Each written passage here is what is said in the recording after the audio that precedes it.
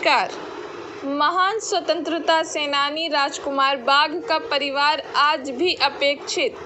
समाचार विस्तार से। उत्तर प्रदेश बलिया आज़ादी की लड़ाई में अभूतपूर्व भूमिका निभाने वाले अमर शहीद राजकुमार बाघ को उनकी पुण्यतिथि पर याद किया गया।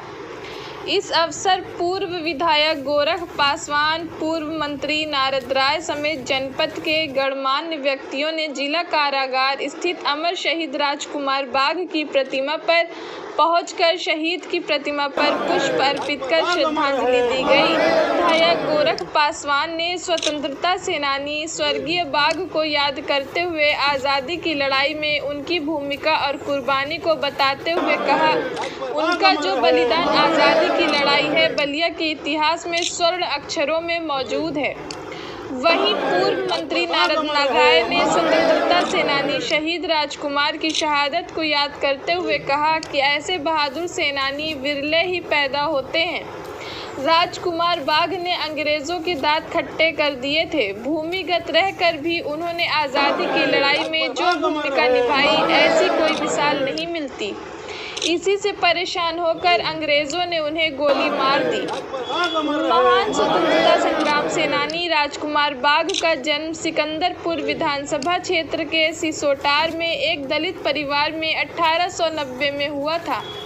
राजकुमार बाघ के पिता का नाम अदालत था। पिता कृषि पशुपालन के साथ ही सिकंदरपुर के चौकीदार पद पर कार्यरत थे। इसी दौरान अंग्रेजों द्वारा जनता के ऊपर जो जुल्म हो रहा था, शहीद राजकुमार उससे काफी आहत थे। बाद में शहीद बाघ ने पिता की मृत्यु के बाद पिता की जगह चौकीदार बन गए। इसी दौरान 1915 में कांग्रेस के सदस्य बने और गांधी जी के आंदोलन में कूद पड़े। आज़ादी की लड़ाई के दौरान ही राजकुमार बाघ ने सिकंदरपुर थाने और बीज गोदाम को जलवाने में इनकी अहम भूमिका रही। इसी से गुस्साई अंग्रेजी हुकूमत ने क्रोध में आकर उनका घर जला दिया और पूरे परिवार को गोली मारने का आदेश जारी कर दिया।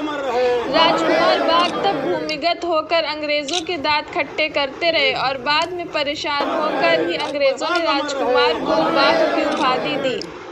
बाद में 1943 में अंग्रेजी पुलिस ने उन्हें धोखे से गिरफ्तार कर लिया और 23 मार्च 1943 को जेल में ही उन्हें गोली मारकर शहीद कर दिया गया। स्वर्गीय राजकुमार बाघ की कुर्बानियों को नहीं भुलाया जा सकता है। हम बलिया वाले सौभाग्यशाली हैं कि बलिया की इस धरती से अंग्रेजों के छक्के छुड़ाने वाले एक तरफ शेरे बलिया जीतू पांडे हैं तो दूसरी तरफ महान स्वतंत्रता संग्राम सेनानी राजकुमार बाघ भी हैं। यानी शेर और बाघ दोनों बलिया में ही जन्मे।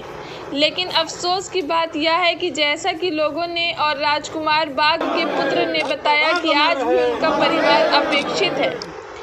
वंशीधर पुत्र शहीद राजकुमार बाघ स्वतंत्रता सेनानी ने कहा कि 23 मार्च को 1947 को तब से जब मार दी उसके बाद हम तो बहुत लड़ाई लड़ी। कांग्रेसियों ने ही बात सुनी हमारी।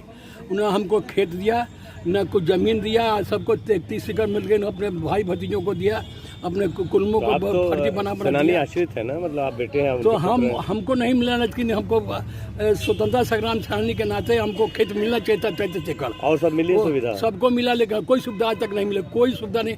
सब हम रिकॉर्ड रखे हुए हैं। मजिस्ट्रेट से चेकिंग कराई सरकार ने, वो सब लिख करके डीएम ने लिख के दिया कि इनके पास आज तक कुछ नहीं सुविधा दी गई है। वो हमारे पास रखा हुआ है, आज भी रखा हुआ। आज भी लड़ाई लड़ रहे हैं कि हम बेकार घर के हैं, हम जहाँ रहते हैं ये इनके यहाँ हम रहते हैं, इनके यहाँ आज भी रहते हैं। आज की तरह हमारे पास घर नहीं रहेगा।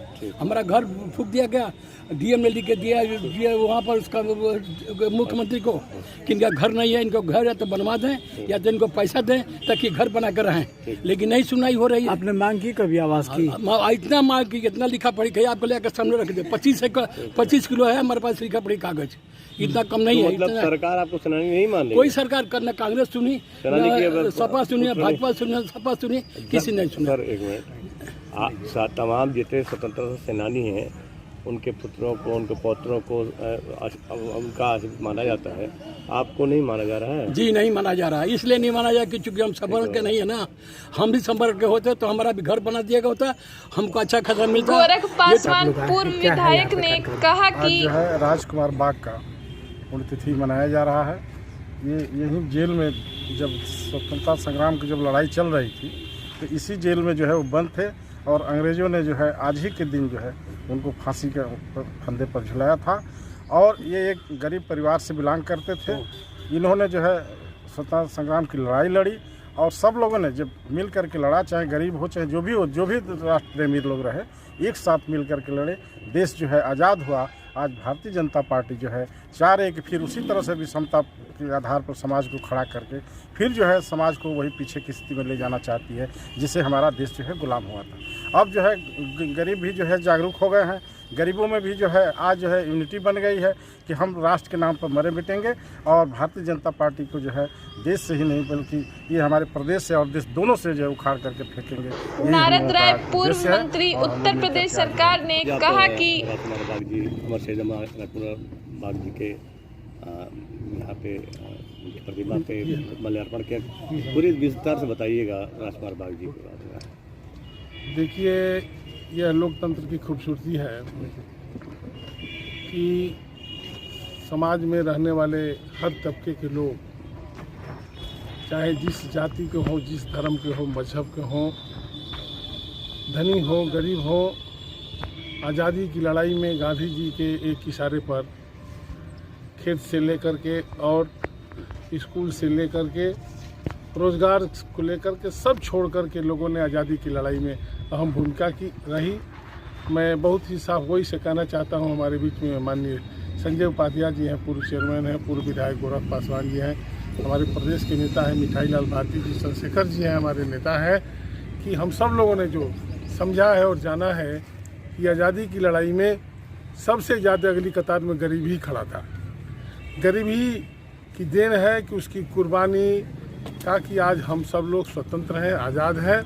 और जो भारतीय जनता पार्टी की आज सरकार चल रही है वो फिर हमको गुलामी की तरफ ले जाना चाहती है। इसलिए स्वर्गीय शहीद राजकुमार बाग जी सहित सभी के लोगों को के पुण्यतिथि पर, जन्मदिन पर उनको याद भी करना है और आने वाली नस्लों को भी बताना है कि जो कुर्बानी हमारे पुरखों ने दिया उस कुर्बानी को कायम रखने के लिए ब्यूरो चीफ एजाज अहमद सिद्दीकी के साथ कैमरामैन मोहम्मद सरफराज, अल जजीरा न्यूज़ बलिया।